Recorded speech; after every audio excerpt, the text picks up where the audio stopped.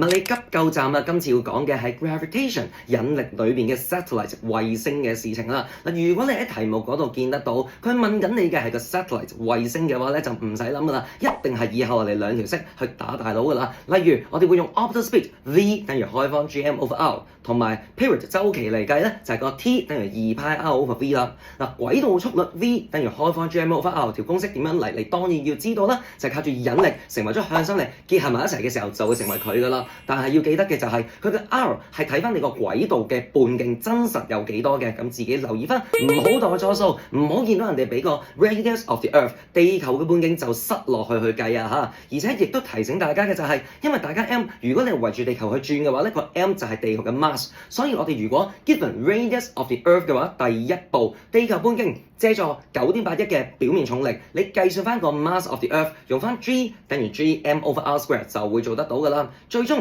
兩條式都代晒所有數字落去嘅時候咧，咁你就 two equation two unknown 聯立方程，你就可以 solve 到你要嘅 v 同埋個 r 噶啦。我哋下集再見啦，拜拜。